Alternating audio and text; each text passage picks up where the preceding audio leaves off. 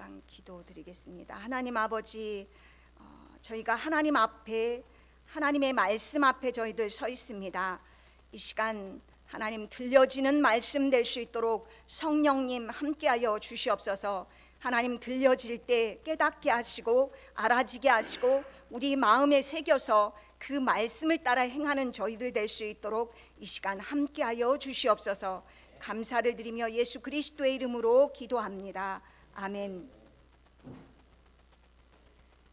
12월이 오면 교회마다 성탄 추리가 반짝반짝, 특별히 밤에는 더 빛이 납니다. 교회 안팎에서 그 불빛이 우리는 쉽게 반짝이는 것들을 흔하게 볼 수가 있습니다. 오늘 찬양에도 계속해서 반복해서 우리가 고백했지만 예수님께서는 이 땅에 우리에게 생명의 빛으로 오셨습니다. 제가 그 성탄의 불빛을 이렇게 생각하면서 과연 내 마음은 빛으로 지금 환하게 비춰져 있는가 제게 한번 자문해 보았습니다. 오늘은 촛불 2개가 켜져 있지요. 대림절 두 번째 주일입니다. 성탄 절기 안에 있는 두 번째 주일입니다. 교회력은 예수님의 생애를 중심으로 흘러가고 있습니다. 우리는 한 달 뒤에나 새해가 오지만 교회력으로 보면 이제 새해가 이미 대림절을 시작으로 우리는 시작이 된 것입니다. 우리가 잘 아는 것처럼 예수님께서 이 땅에 2000년 전에 오셨고 예수님께서 말씀하시기를 내가 다시 오리라 라고 우리에게 약속하셨고, 그래서 우리는 예수님의 재림을 간절히 기다리는, 사모하는 자들이 바로 교회고 성도들입니다. 성창절을 기다리면서 제가 제목에 성탄을 기다리며 라고 이렇게 정했는데, 우리가 무엇을 준비하며 기다려야 되는지 우리의 마음의 자세를 잘 살펴보면 좋겠습니다. 오늘 베드로 전후서는 베드로가 아시아에 흩어져 있는 여러 크고 작은 교회들에게 보낸 편지입니다. 소망을 하고 격려를 주기 위해서 보낸 편지입니다. 굉장히 많은 핍박이 1세기에 있었고, 또한 오늘 본문에는 나와 있진 않지만 거짓 선지자들이, 거짓 이단들이, 거짓 교사들이 나타나 그들의 신앙을 뿌리채 흔들고 있기 때문입니다. 특별히 3, 4절에 오늘 본문에는 없지만 베드로 후서 3장 3, 4절에 바로 그런 상황들이 나타나 있습니다. 제가 한번 읽어드리겠습니다. 먼저 이것을 알지니 말세에 조롱하는 자들이 와서 자기의 정욕을 따라 행하며 조롱하여 이르되 주께서 강림하신다는 약속이 어디 있느냐? 조상들이 잔 후로부터 만물이 처음 창조될 때와 같이 그냥 있다 하니, 이단이, 거짓 교사들이 그 교회에 지금 흔들고 있는 것은 무엇이냐면 예수님의 재림을 부인하고 종말을 부인하는 말을 하고 있는 것입니다. 예수님이 너희에게 다시 오겠다라고 너희들에게 약속한 그 약속들이 지금 지켜지고 있느냐라고 지금 그 교회에 대해서 조롱하고 있다라고 하는 것입니다. 그 약속을 기다리던 너희의 믿음의 선조들이 다 죽었지 않느냐? 그런데 그 창조된 이후로 너희 하나님이 창조되었다는 그 창조문들이 여전히 그 태초부터 있던 그대로 여전히 있는데 그 약속은 과연 유효한 것이냐라고 지금 그 교회의 다시 오심을 지금 부인하고 그 신앙을 지금 흔들고 있는 것입니다. 특별히 베드로 이 전후서는 1장 12절 이하에 보면 베드로가 어떠한 상황 속에서 이 편지를 썼는지가 잘 나타나 있습니다. 아마도 하나님께서 너가 이제 이 땅에서 살 날이, 이 장막을 떠날 날이 얼마 남지 않았다라고 하는 것을 가르쳐 주신 듯합니다. 그래서 베드로가 고백하기를 내가 이 장막에 있을 시간이 이제 별로 없다. 그래서 이제 이 편지를 그 피를 토하듯이 유언을 하듯이 한 편지가 오늘 베드로 전서고 오늘 베드로 후서인 것입니다. 유서는 누가 합니까? 내 사랑하는 자녀들에게 가장 중요한 얘기를 남겨주는 것입니다. 이 베드로 사도가, 예수님의 수제자였던 이 베드로 사도가 이 흩어져 있는 교회들, 지금 위기 가운데 있는 그 교회들을 향해서 그러한 심정으로 이 편지를 한 것입니다. 그 1장 12절 이후에 보면 계속해서 그런 말이 계속 반복합니다. 이 편지를 쓰는 이유에 대해서, 내가 너희를 일깨워 주기 위해서, 생각나게 하기 위해서, 기억하게 하기 위해서 내가 이 편지를 쓴다라고 이런 표현이 계속 반복이 됩니다. 오늘 베드로후서 3장 1절에도 그러한 말씀이 있습니다. 사랑하는 자들아, 이 두 편지로 너희의 진실한 마음을 일깨워 생각나게 하기 위함에서 편지를 썼다라고 합니다. 그럼 베드로가 이렇게 내가 유언과 같이 그들의 그 교회를 향해서 일깨워주고 싶은, 그 마음을 깨우고 싶은, 그들의 생각을 깨우고 싶은, 베드로 사도가 심지어 이런 말을 합니다. 내가 죽은 이후에라도, 내가 죽고 난 이후에라도 너희가 이 말이 생각나기를 간절히 원하는 마음으로 이 편지를 쓴다라고 말씀을 하고 있습니다. 그것이 무엇인가? 곧 거룩한 선지자들이 예언한 말씀과 주 되신 구주께서 너희의 사도들로 말미암아 명하신 것을 기억하게 하려 함이라라고 말씀하고 있습니다. 즉 성경을 기억하게 한다. 성경이 말하는 말씀을 너희로 기억나게 하고 생각나게 하고 너희 마음에서 일깨워주고 싶다라고 말씀을 하고 있습니다. 구약은 우리가 잘 알고 있는 것처럼 하나님께서 선지자들에게 하나님의 뜻을 말씀한 것입니다. 특별히 그것을 함축하면 구원자 메시아를 너희에게 보내주겠다라는 말씀입니다. 그래서 2000년 전에 그 약속대로 예수께서 예루살렘 베들레헴에서 태어나셨습니다. 예수님께서 3년은 십자가의 죽음과 부활을 하신 후에 제자들에게, 살아있는 500의 형제들에게 내가 다시 오겠다, 이 약속을 하고 하늘로 올라가셨습니다. 그래서 이 성경은 무엇을 말하느냐면 주님이 하신 약속을 붙들고 이 약속을 기다리는 자들의 이야기인 것입니다. 예수 그리스도는 골로새서 2장 2절에서 보면 그리스도는 하나님의 비밀이다, 이런 말씀을 하고 있습니다. 그래서 사도 바울의 일생의 소망은, 그의 사명은 무엇이냐면 바로 하나님의 비밀인 그리스도를 알리고 선포하고 또 사람들에게 예수 그리스도를 영접하여서 그들 마음 가운데 그 믿음의 뿌리를 잘 예수 그리스도에게 내리고, 그리고 잘 자라나 믿음으로 사는 것이 바울의 소명이고 사명이었습니다. 그런데 왜 예수 그리스도가 하나님의 비밀이라고 말할까요? 골로새서 2장 3절에 그 이유가 나와 있습니다. 그 안에는 지혜와 지식의 모든 보화가 감추어져 있다라고 말씀하고 있습니다. 그 안에는 하나님의 지혜와 하나님의 지식의 모든 보화가 예수 그리스도 안에 감춰져 있다라고 말씀합니다. 요한복음에 특별히 예수님께서는 그런 말씀을 하셨습니다. 나와 아버지는 하나다. 나를 본 자는 아버지를 보았느니라. 내가 곧 길이요 진리요 생명이니 아버지께로 갈 그 길이 바로 예수 그리스도라고 말씀하고 있는 것입니다. 영생을 얻는 유일한 길, 아버지를 알 수 있는 유일한 길이 예수 그리스도라고 하는 것입니다.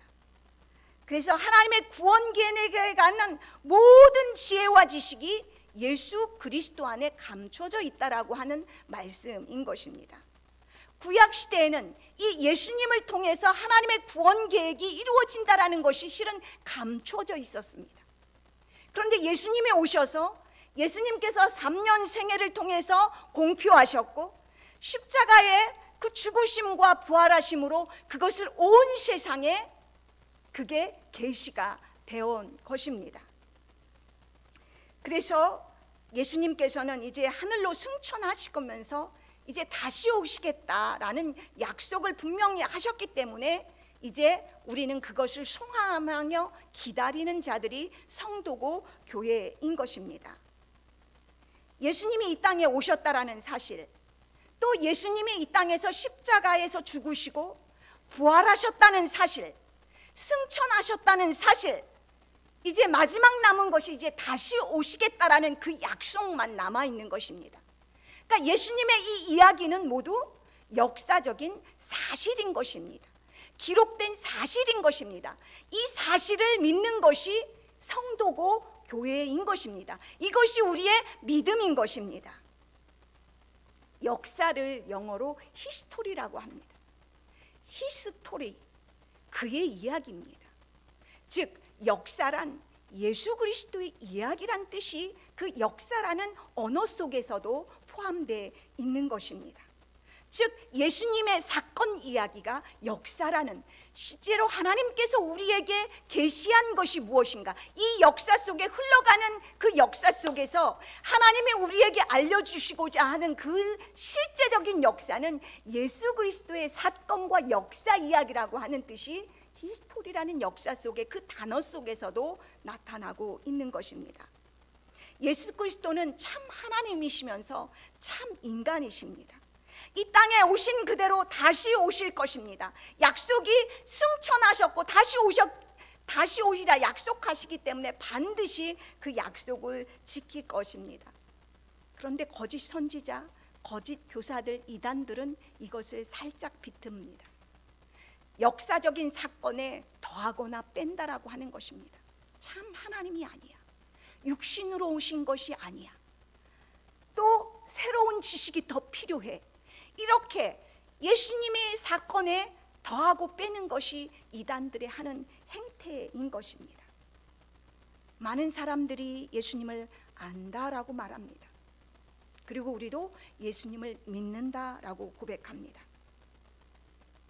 그런데 왜 하나님의 전적인 의뢰로 우리는 예수님을 안다, 예수님을 믿는다 이런 말을 하게 됩니다. 그것은 우리의 어떤 열심이나 노력으로 된 것이 아니라 하나님이 우리의 영혼을 깨워주셔서 하늘의 빛을 비춰주셔서 깨닫게 하시고 알게 한 것입니다.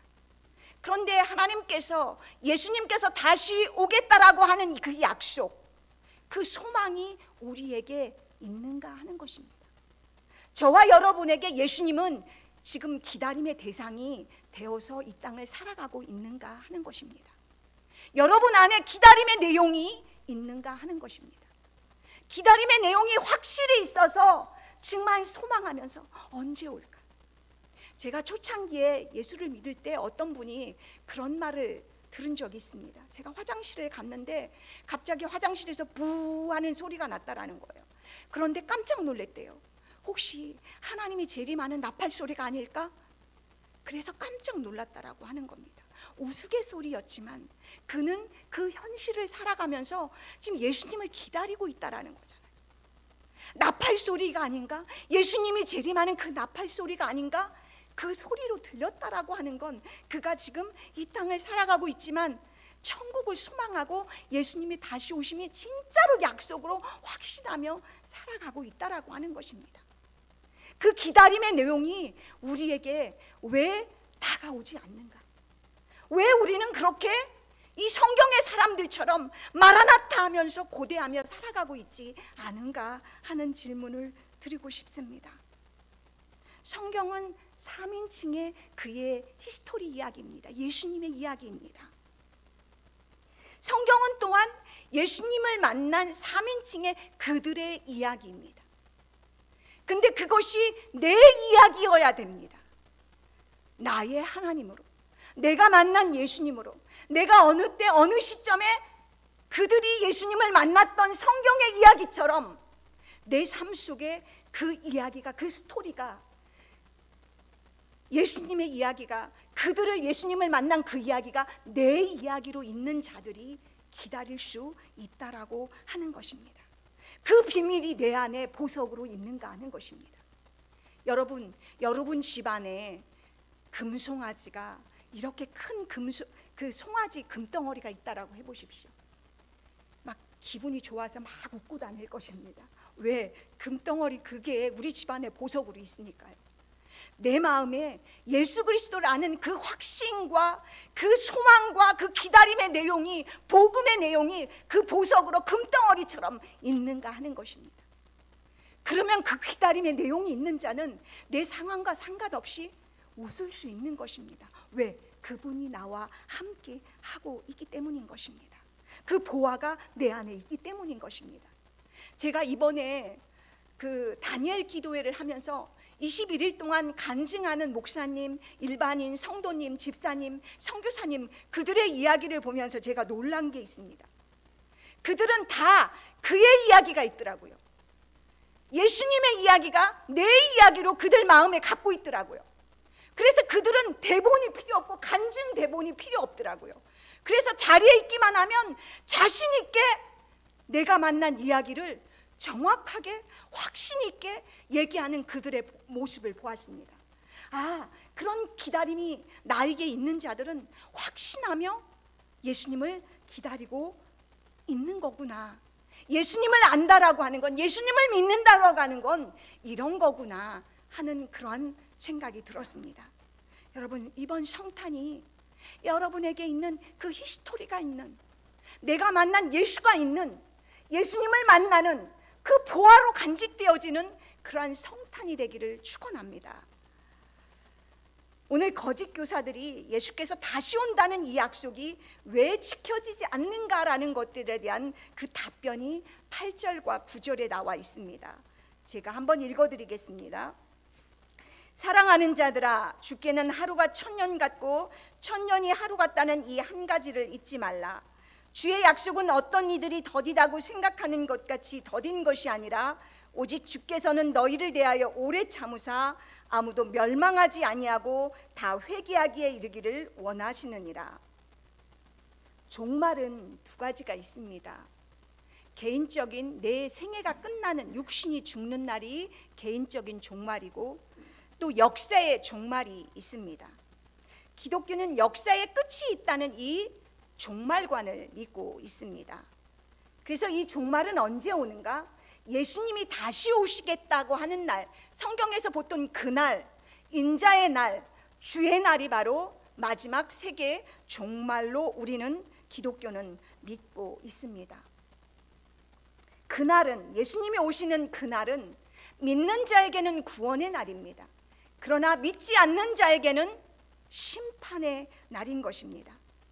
오늘 말씀에도 나와 있지만 주의 날은 도적같이 온다라고 표현하고 있습니다. 예고 없이 도적이 찾아 들이닥치는 것처럼 예수님의 그날, 오시는 인자의 날, 마지막 심판의 날, 구원의 날은 예기치 않게 갑자기 호련히 우리 인생 가운데 들이닥친다라고 성경은 말씀하고 있습니다. 하나님께서 약속하셨기 때문에, 영원하신 말씀으로 말씀하셨기 때문에 반드시 그렇게 이루어질 것이라고 우리는 믿습니다.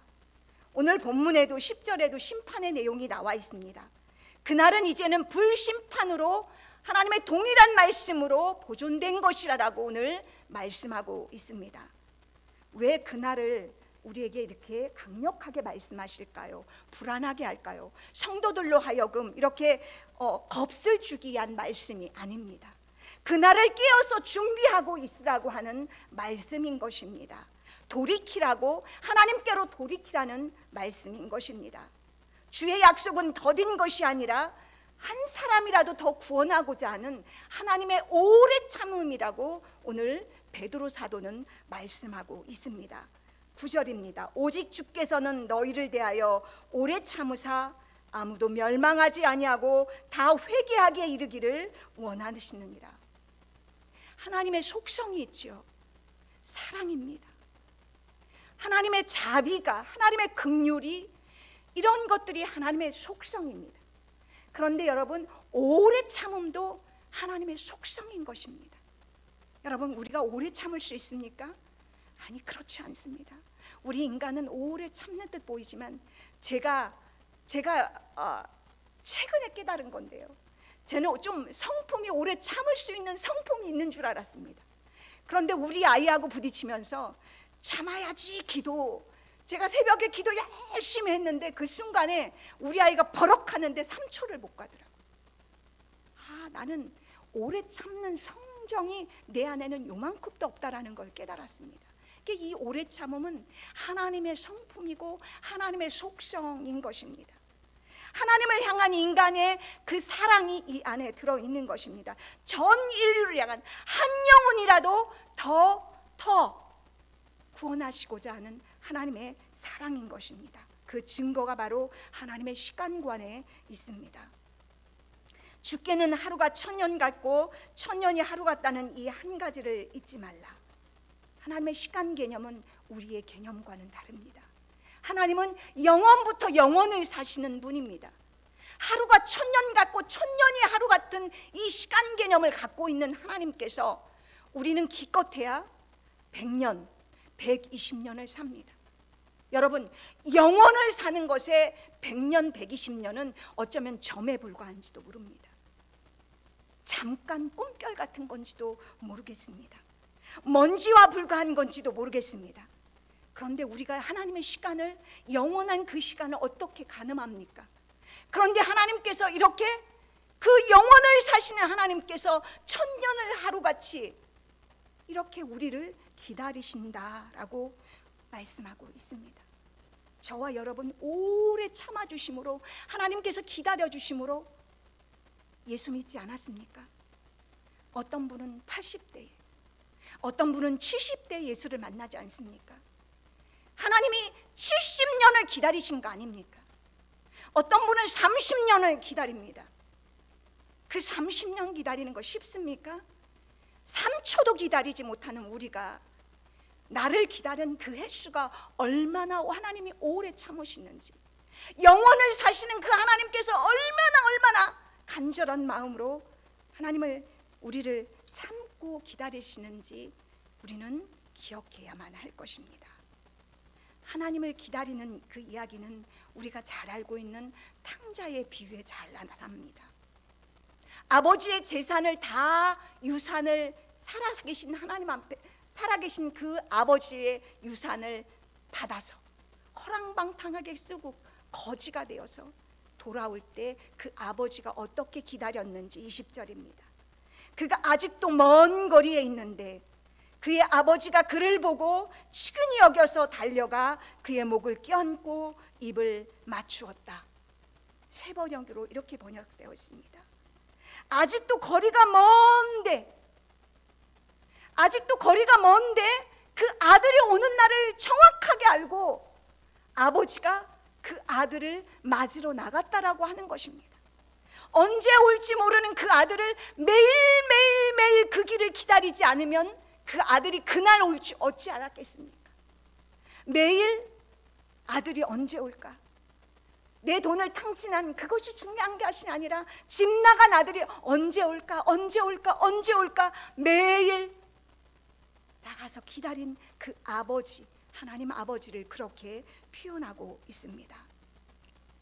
그 아들이 돌아왔을 때 모든 자녀의 지위를 회복시켜 주었습니다. 그런데 하나님께로 돌아온 우리의 모습을 한번 생각해 봅시다. 하나님의 자녀라는 지위를 회복해 준 우리가, 하나님을 알고 예수를 믿고 있는 우리는 여전히, 그런데 또 집 안에 있지만 탕자였던 큰아들처럼 우리의 마음은, 몸은 아버지 앞에 있는데, 몸은 교회에 다니는데, 몸은 신앙생활 한다고 하는데 우리가 아버지의 마음과 뜻을 가지고 아버지의 마음과 하나가 되어서 그렇게 믿음의 삶을 살아가고 있느냐 하는 것입니다. 우리는 그렇지 않습니다. 큰아들이 우리의 모습인 것입니다. 몸은 있지만 우리의 마음은 아버지하고 멀 때가 너무나 많지 않습니까? 아브라함이 온전한 믿음으로 75세에 하나님께서 아브라함을 75년까지 기다리셨다가 아브라함을 불러서 가나안 땅으로 이제 하나님과 동행하기로 약속을 하고 가나안에 정착하지 않습니까?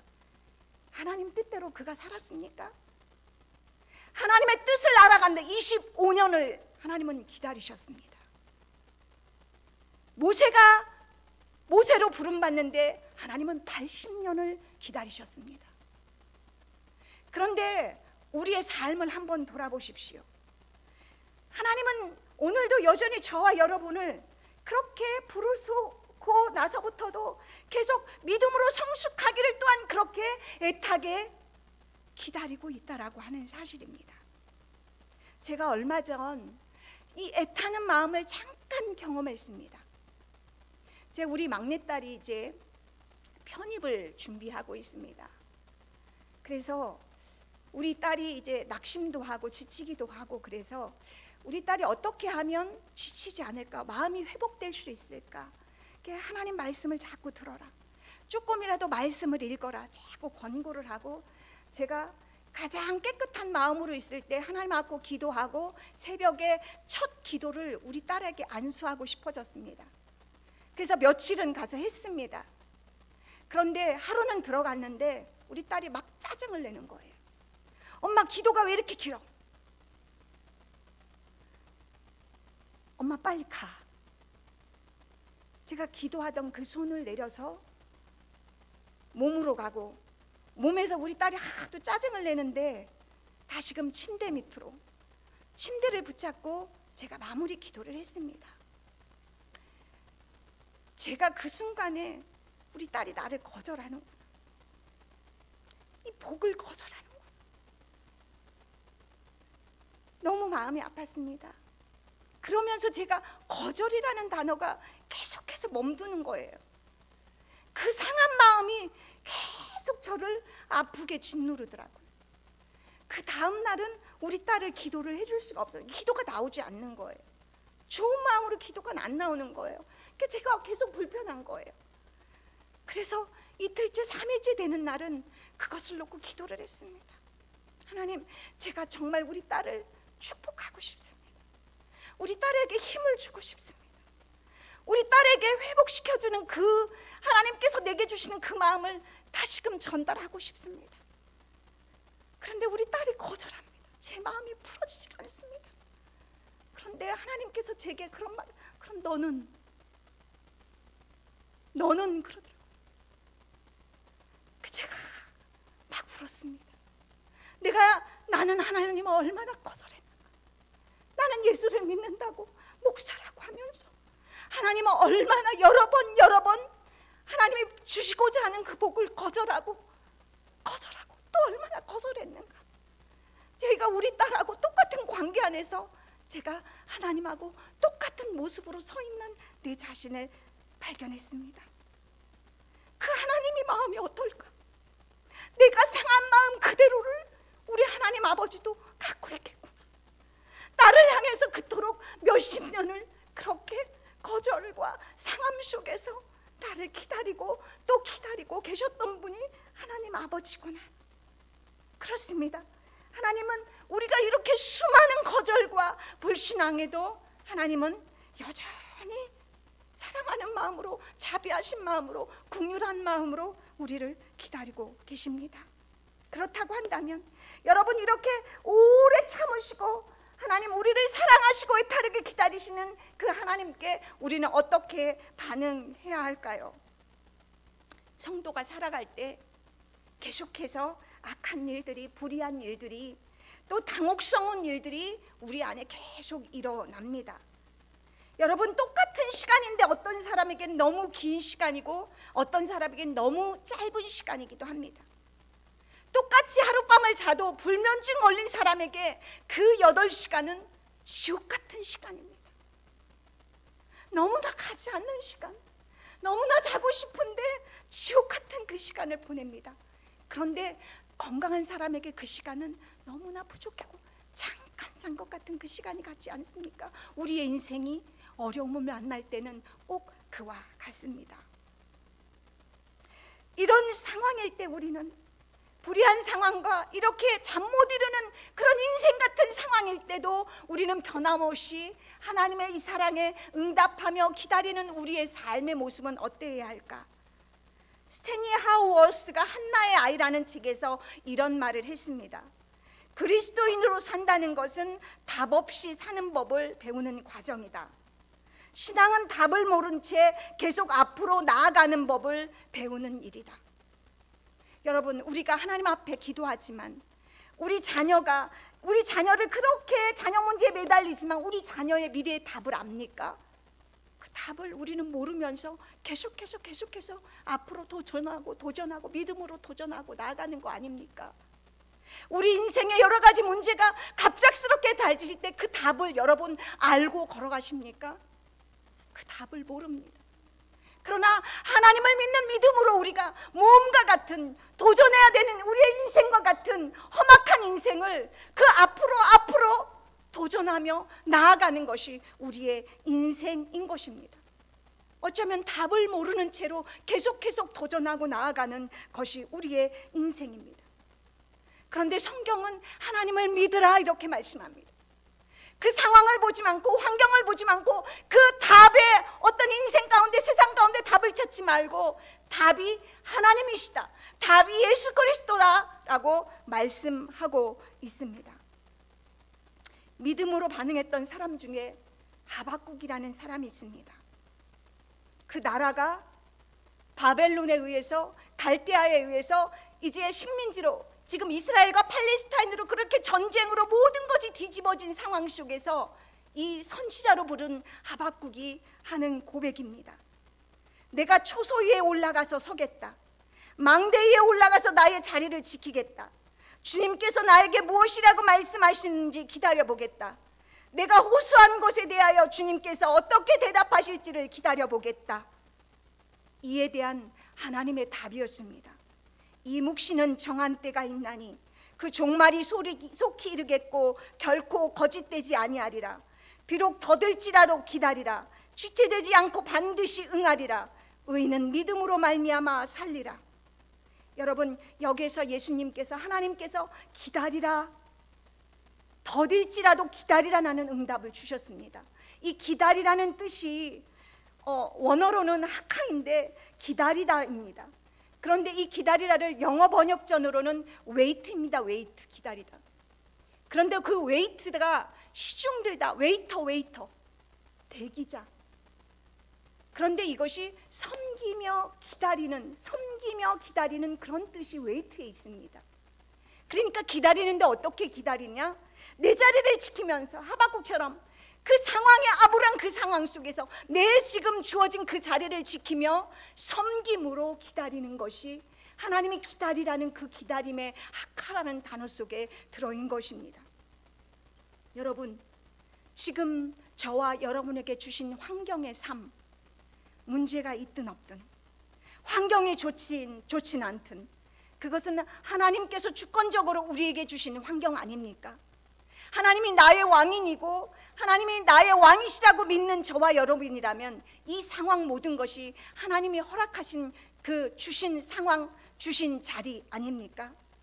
그렇다면 그 모든 것이 하나님이 열어주신 것이라면 우리가 지금 내 자리가 숨막히게 힘들고 때로는 벗어나고 싶고 아무도 내 자리를 알아주지 않고, 그렇지만 내 자리를 굳게 지키는 것이 기다리는 자의 모습인 것입니다.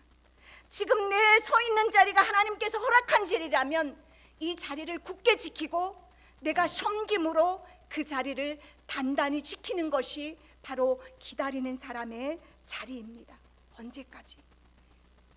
하나님께서 오케이 사인하실 때까지, 하나님 그래 됐다 라고 말씀하실 때까지 내게 주어진 자리를 묵묵히 지키고 가는 것이 우리의 본분인 것입니다. 그것이 삶의 예배고 그것이 바로 순종인 것입니다. 영적으로 암흑시켰던 시대, 정치적으로 종교적으로 불의한 것이 가득한 시대가 있었습니다. 바로 예수님이 탄생하는 때였습니다. 그때에는 구약에 감추어졌던 이 비밀, 예수 그리스도가 누구인지, 메시아가 누구인지 아무도 모르는, 선지자가 400년 동안 하나님의 말씀이 끊어진 영적으로 암흑이었던 그 시대였습니다. 그때 그 약속을 든든히 붙잡고 자기 자리를 굳게 지켰던 두 사람이 성경에 나옵니다.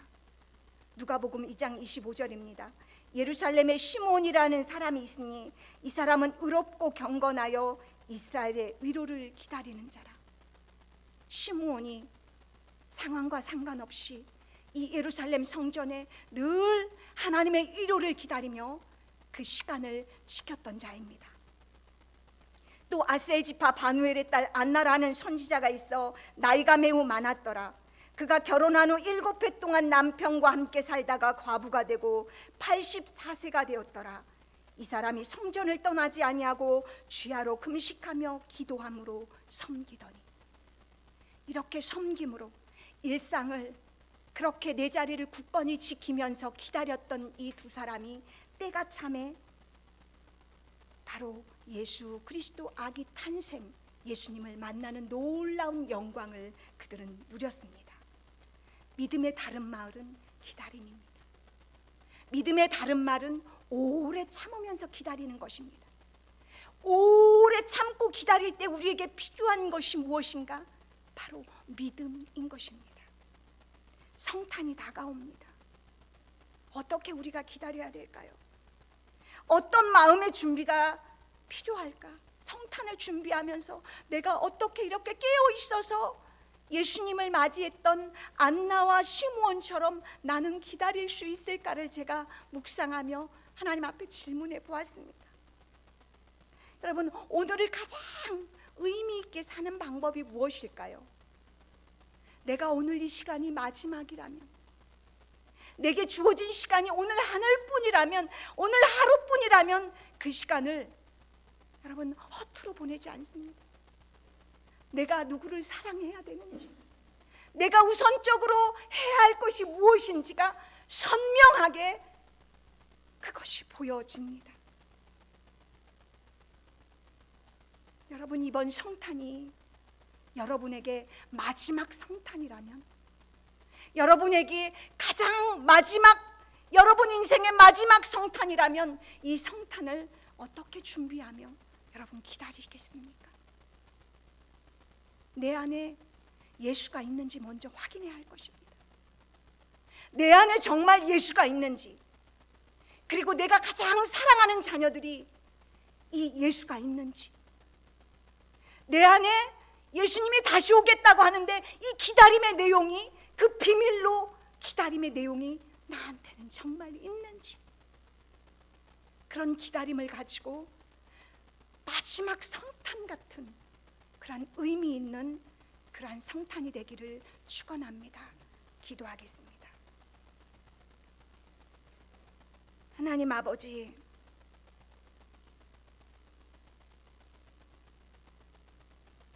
성탄이 다가옵니다. 많은 네온 사인이 불빛이 반짝이고 교회도 아름답고 화려한 성탄이 넘쳐납니다. 과연 내 안에 히스토리가 있는지, 하나님의 비밀이신 예수 그리스도가 내 안에 정말 좌정하고 있는지 하나님 살펴보기를 원합니다. 그래서 정말 모셔드리기를 원합니다. 그래서 그것이 의미 있는 기다림으로 성탄을 준비하고 예배하는 우리 행복한 방주교회 성도와 교회가 되기를 하나님 간절히 소망하오니, 성령님 이 마음에 불같은 마음 부어주셔서, 간절한 마음 부어주셔서 마지막 성탄 같은 그 기다림으로 준비하고 예비하며 열렬히 환영하는 그러한 성탄이 될 수 있도록 하나님 도와주시옵소서. 감사드리며 예수 그리스도의 이름으로 기도하옵나이다. 아멘.